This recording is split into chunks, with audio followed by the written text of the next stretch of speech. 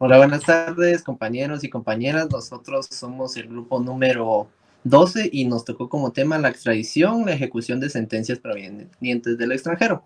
Entonces, a continuación vamos a iniciar con nuestra exposición para que puedan, si quieren, tomar notas o cualquier situación que quieran agregar o aportar en comentarios y cositas así, tal vez las podemos ir respondiendo.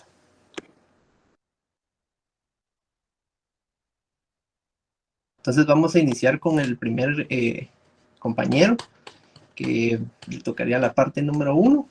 Por favor, si se puede presentar y comenzar su parte.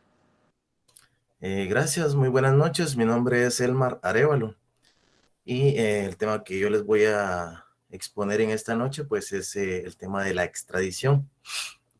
Y como sabemos este concepto, pues lo vamos a definir antes de entrar en sí al desarrollo del tema. ¿Qué es la extradición?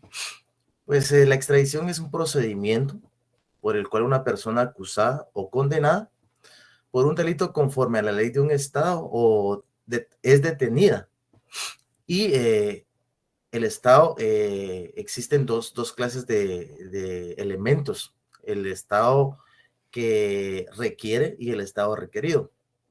En este caso, la persona que está detenida es pedida por el Estado requerido y para que esta persona pueda ser enjuiciada o que cumpla la pena ya impuesta. ¿Cuál es el objeto de la extradición? La extradición no es más que es un procedimiento formal, ¿ok? Es un procedimiento formal en donde hay una persona acusada o convicta de un delito conforme a la ley de un estado y es arrestada y de vuelta para ser enjuiciada o castigada dependiendo del delito que haya cometido. ¿Cómo se explica el procedimiento de la extradición? La extradición es un proceso formal, eminentemente formal, mediante el cual la jurisdicción de un estado que es requirente pide a la jurisdicción del estado requerido el regreso forzado de una persona que se encuentra dentro de su jurisdicción, a quien se le acusa de haber cometido un delito y previsto dentro de su legislación penal. Para ser efectiva la competencia judicial internacional en materias penales, cada uno de los estados contratantes accederá a la solicitud de cualquiera de los otros para la entrega de individuos condenados o procesados, los cuales deben de ajustarse a su legislación. Nuestro Código Penal en el artículo número 8, en su epígrafe, la extradición, dice literalmente, la extradición solo podrá intentarse u otorgarse por delitos comunes. Es importante notar de que en nuestro Código Penal dice delitos comunes.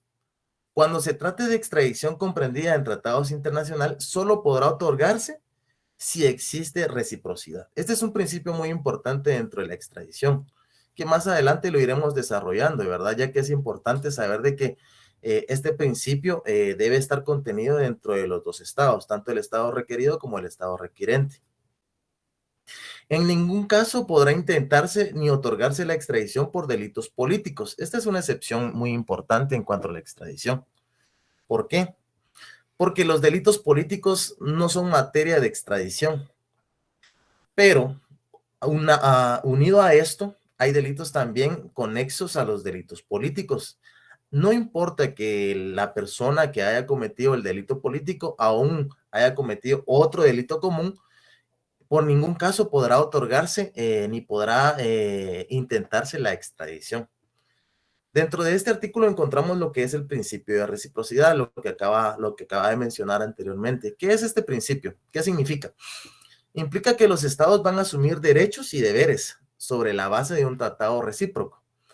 No se trata solo de un reconocimiento formal, sino que exige que sea seguido de un comportamiento y que con base a este comportamiento se reconozcan los derechos de otro estado con reciprocidad. ¿Qué significa esto? Que tanto el estado requerido como el estado requirente van a tener una relación estatal. Esta relación obviamente va a estar firmada y ratificada bajo un tratado internacional. Pero en Guatemala, pues no se reconoce al 100% lo que es la extradición, pero sí el asilo en la Constitución Política de la República de Guatemala, pero para no ahondar tanto en el asilo, podemos decir que la extradición entonces es aquel requerimiento que hace un Estado al otro para que la persona sea llevada al Estado requiriente para que sea condenado o sea juzgado por un delito común. Muchas gracias.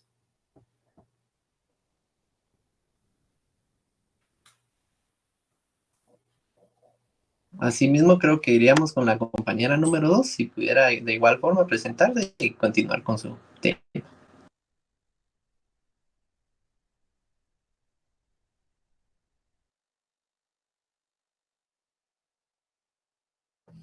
Buenas noches, compañeros. Mi nombre es Daisy. Voy a continuar con la presentación el día de hoy. Yo voy a hablar sobre las sentencias extranjeras, siendo pues este el tema central de nuestra presente investigación y será tratado a mayor profundidad en su oportunidad dada.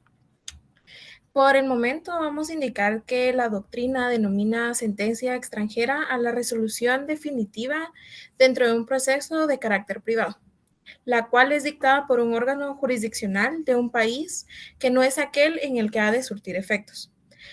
Un ejemplo común de esta clase de sentencias es el fallo que autoriza el divorcio, el cual es dictado por el tribunal estadounidense, por así decirlo. Pero el matrimonio tuvo lugar o tuvo el objeto de declarar la disolución de un matrimonio en el territorio guatemalteco y por ende está inscrito en Guatemala. Esta situación conlleva que la resolución debe de surtir efectos en dicho país. De igual manera, vamos a platicar sobre las sentencias internacionales, que a diferencia de la sentencia extranjera, en este caso se trata de una resolución emanada de un tribunal internacional dentro de un proceso sometido a su conocimiento en virtud de un conflicto de carácter internacional, por supuesto. El órgano competente no es un tribunal que actúe en nombre de un país específico, sino que es un organismo legitimado en virtud de un tratado internacional, al cual de manera voluntaria se han sometido las partes entre las que se ha suscrito la litis. Por lo tanto, no es que este tribunal pertenezca a un país específico, sino que es en general. Y dicho tribunal vela por los intereses de la comunidad internacional. De igual manera, la sentencia internacional puede tener como partes a dos o más estados, no solo uno, no solo dos, a un estado con un particular u otros sujetos de derecho internacional. Además, puede tener como efecto la condena no solo del nacional de otro estado, sino del estado mismo. Como por ejemplo, se puede citar una sentencia dictada por la Corte Penal Internacional. Y las clasificaciones de la sentencia, según la materia o rama del derecho, se divide en 5. Pueden clasificarse en civiles, penales, laborales, contencioso administrativo y de familia. De igual manera, tocaremos el tema de justificación de la sentencia extranjera. Como ya lo habíamos establecido, la sentencia es la forma de terminación del proceso que contiene la decisión del juez sobre las peticiones que le plantean las partes. Y por ende, uno de los actos más trascendentales que realiza el juzgador dentro de la actividad procesal. La sentencia, de igual manera, implica siempre una declaración de voluntad, la cual es basada en ley y al dictarla se concede o niega una pretensión. Esta pretensión es contradictoria entre actor y el demandado o simplemente se declara que un derecho ya preexistía, siendo preciso que el juez se pronuncie sobre la existencia o inexistencia de razón alguna o ninguna de las partes del solicitante. El término de sentencia extranjera se liga de manera al concepto de atributo de una persona, no como una ficción del derecho, sino como atributo de una cosa. Es de carácter foráneo y se le da este nombre por haber sido dictado fuera de los límites territoriales del estado en el que será ejecutado. De igual manera, hablando de sentencias extranjeras, vamos a tocar el tema del principio de extraterritorialidad y la sentencia extranjera unida a esta.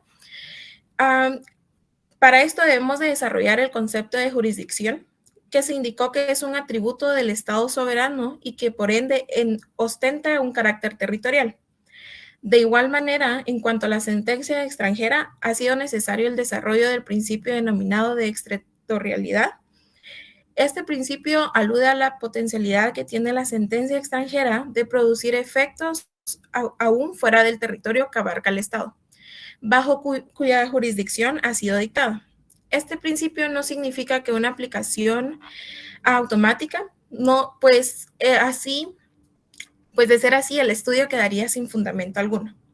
De tal manera, no es posible coincidir al principio de extraterritorialidad de manera independiente, ya que el mismo debe ir acompañado en su caso del principio de cooperación internacional, ya que ambos estados deben de cooperar entre sí para firmar una sentencia. De igual manera, hablaremos de los efectos de la sentencia extranjera. Y nuestra lógica indica que si ha quedado establecido que los efectos que produce una sentencia son de fuerza probatoria, cosa juzgada y fuerza ejecutoria, estos mismos resultados deben acompañar a la sentencia extranjera.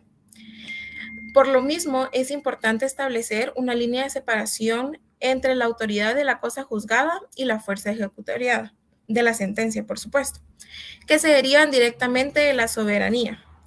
Con frecuencia podemos confundir la jurisdicción del magistrado encargado de reconocer, de proclamar y proteger los derechos y del imperium del poder soberano, que es el único dueño de la fuerza pública y por consiguiente único capaz de asegurar la ejecución de las decisiones judiciales. Conforme el principio de la extraterritorialidad, que en teoría y con aspiración ha sido consagrado en provecho de la mejor convivencia internacional, las sentencias extranjeras idealmente deberían de producir los mismos efectos que las aquellas dictadas por un tribunal nacional. El problema recae en que en la práctica la sentencia extranjera como acto de justicia y declaración del derecho controvertido sí adquieren el derecho del foro de la autoridad de cosa juzgada y como manifestación de un acto de soberanía dentro del territorio. De este también goza fuera de ejecutoria, por lo que mediante el poder coactivo material del Estado puede verse obligado o vencido cuando sea necesario. Pero es de recordar que la sentencia extranjera no pretende ser ejecutada en el mismo lugar donde se dictó, puesto que persigue producir sus efectos en un estado diferente, en donde ya no goza de fuerza de cosa juzgada y ejecutoriada, pero aún así la fuerza probatoria, si bien la goza, es debido a que viene acompañada de los pases de ley que le otorgan la presunción de auténtica. Por lo expresado en el párrafo anterior que les acabo de comentar, se recalca que para ser sentencia extranjera puede surtir plenamente sus efectos, debe ser necesario cumplir con los requisitos que las normas internacionales y el estado en el que ha de ejecutarse, según lo indicado, le imponen. Ahora hablaremos sobre Guatemala, que usa un sistema ecléctico al aplicar sentencias extranjeras de carácter privado. En el presente trabajo establecimos cuál es el sistema de ejecución de sentencias extranjeras adoptado por Guatemala y por lo mismo, de igual manera, incluimos algunos conceptos jurídicos para tener en cuenta en este trabajo.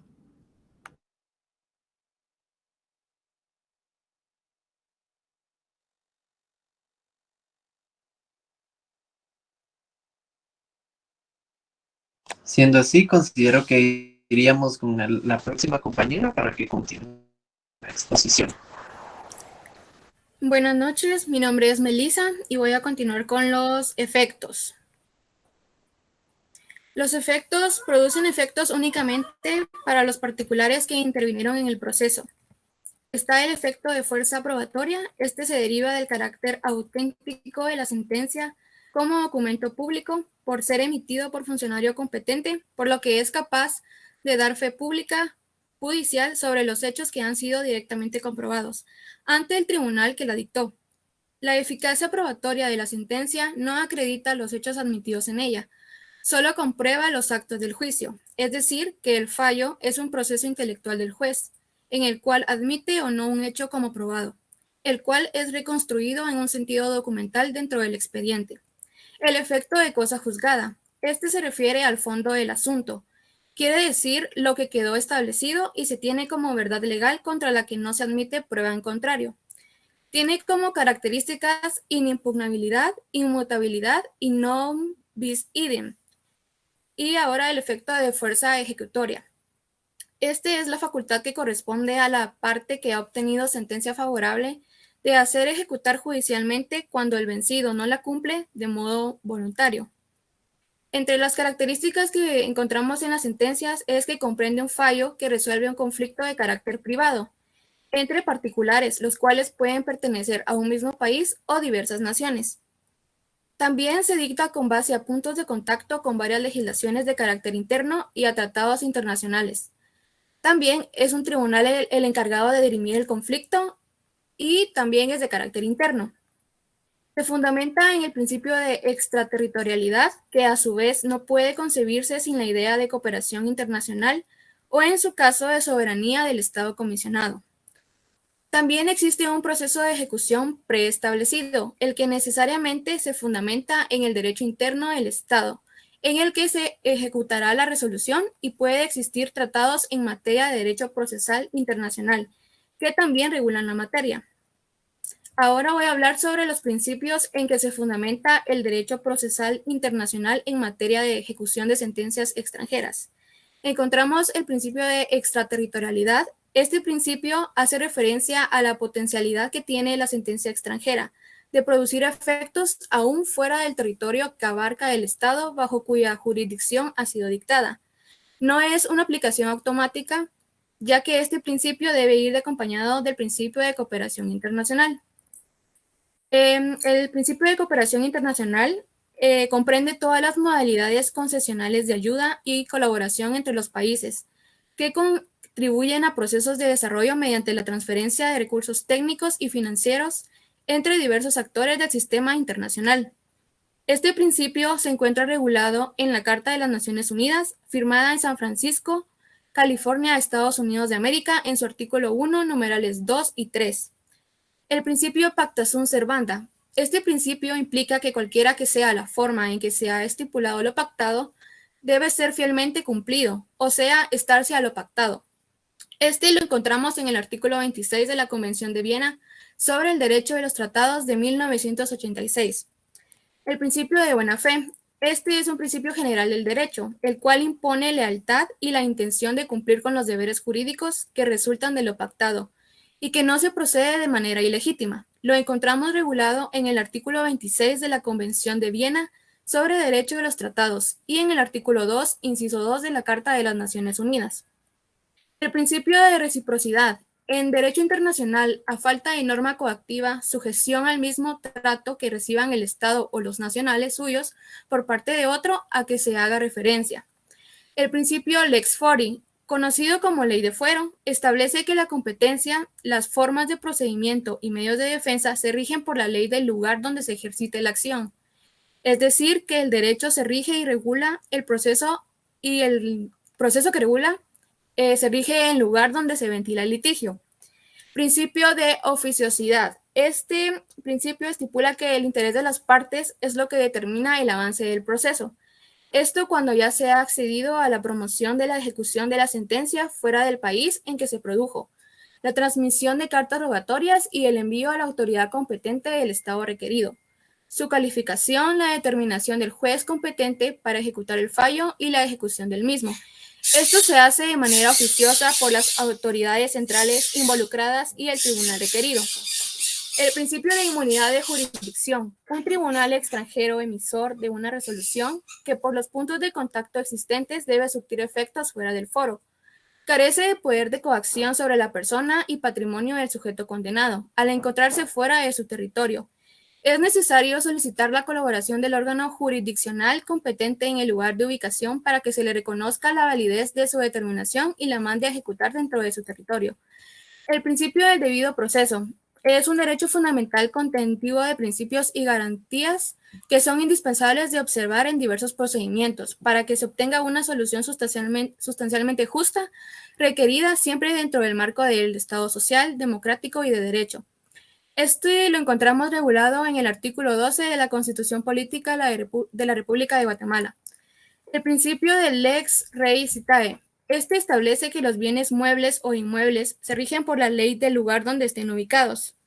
El principio de locus regit actum establece que los actos jurídicos se rigen por la ley del lugar de su celebración.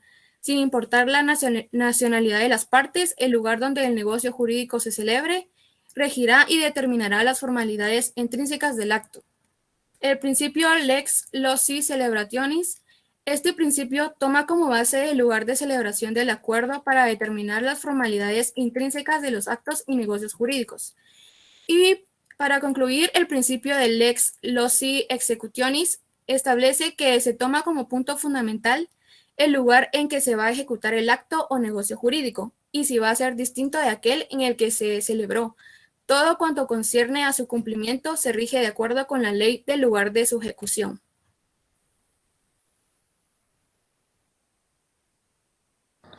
Ok, entonces iríamos con el siguiente grupo de temas. Estos me corresponderían a mí. Mi nombre es Paulo André Valiente de León y vamos a empezar con lo que son los sistemas de ejecución de sentencias extranjeras.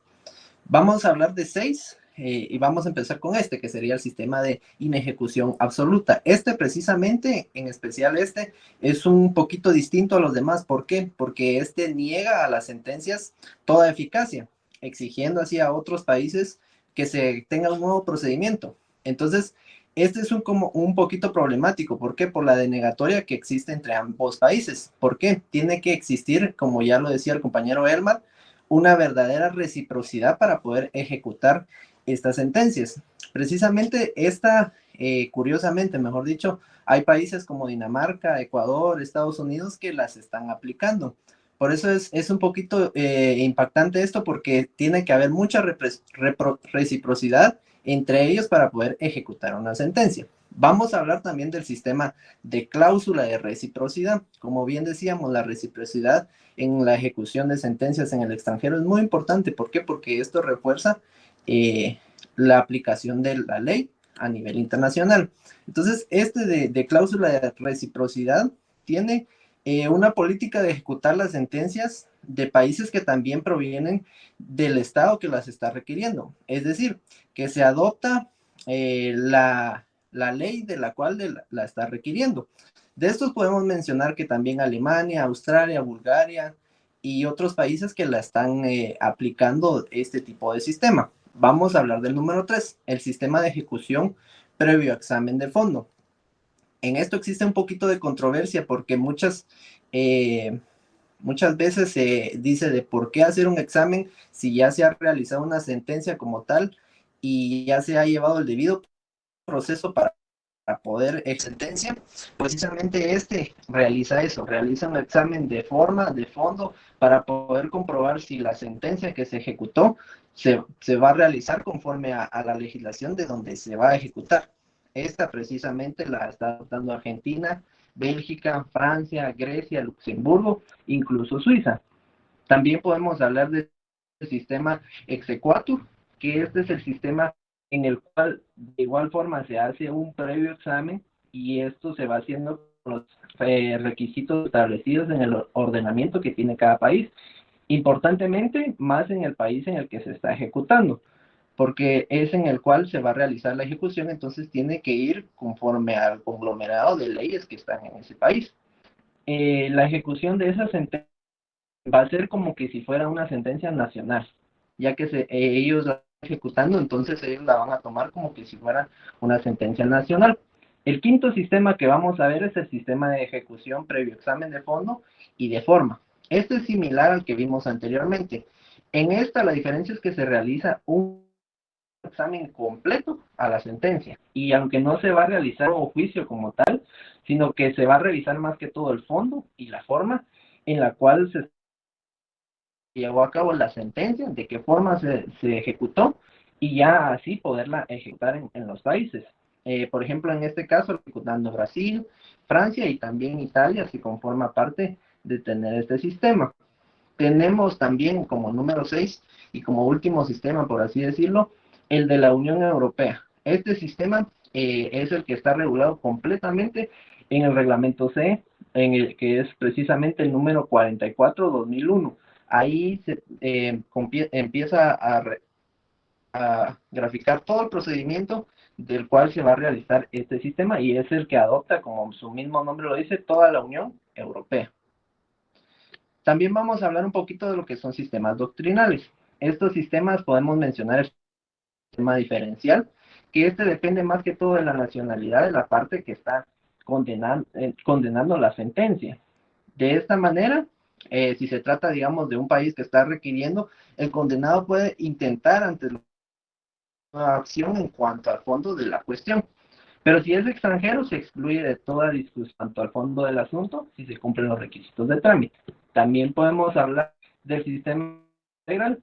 Se va a ir a apoyar la independencia de los estados para poder efectuar una revisión integral al texto de la sentencia y así poder ampararse, pues más que todo, de la soberanía e independencia que tiene cada uno de los estados.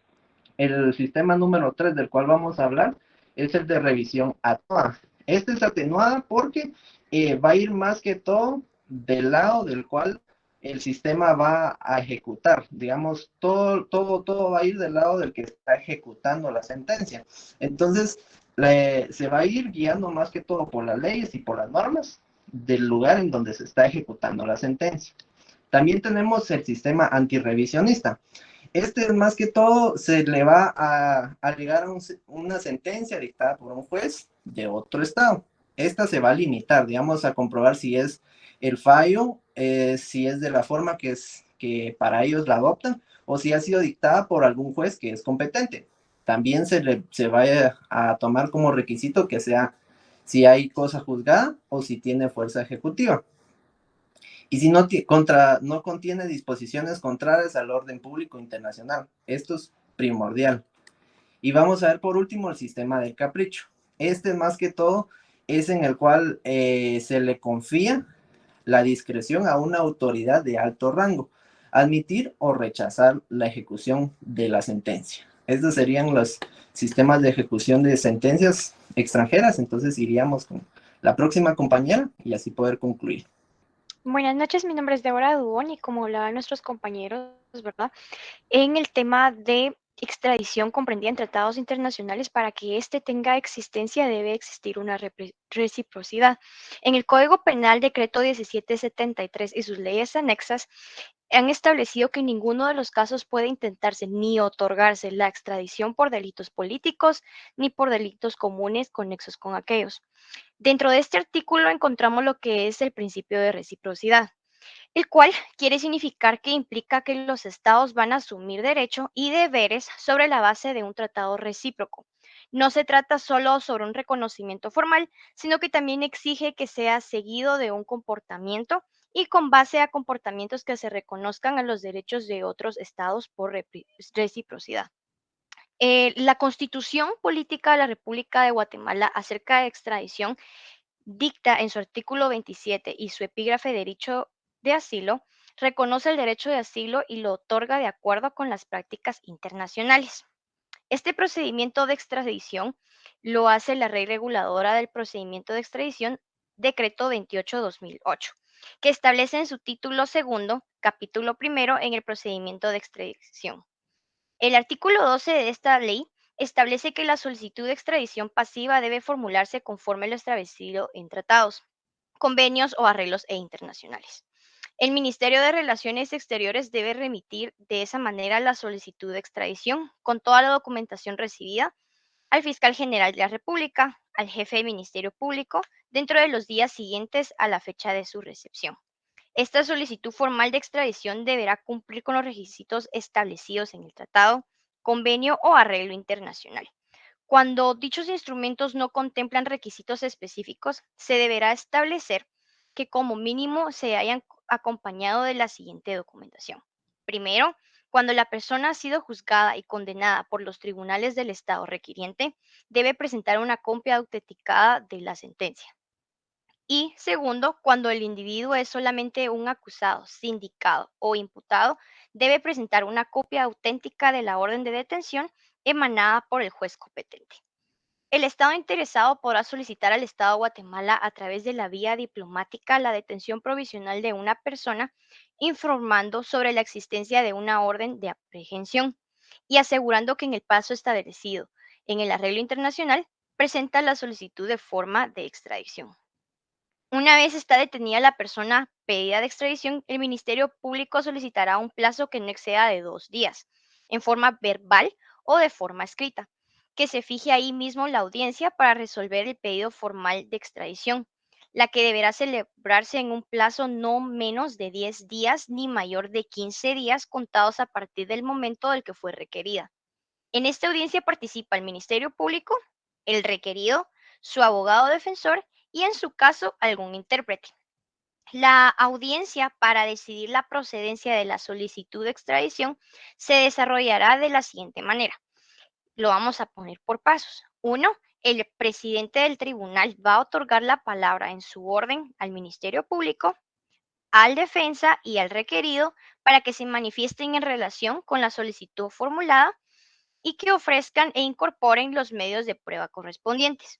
Como número 2, al concluir la recepción de la prueba, se recibirán los alegatos finales de las partes. Y como número 3, concluidas las intervenciones del tribunal, el tribunal resolverá las procedencias y improcedencias de la solicitud de extradición. La resolución que decide la procedencia que decide para que se haga el requerimiento de extradición debe contener lo siguiente, y lo vamos a ver en pasos también. Número 1, los datos de identidad de la persona solicitada a extraditar con indicación del estado requirente. Número 2, la relación sucinta de los hechos por los cuales otorga o deniega la solicitud de extradición. Y número 3, los fundamentos de hecho y de derecho en que fundan esta decisión. Y como último, número 4, las medidas que garanticen la entrega del requerido cuando se otorgue la extradición o el cese de las medidas de coerción si la misma fuese denegada. Le voy a dar la palabra a la coordinadora del grupo para que nos pueda despedir.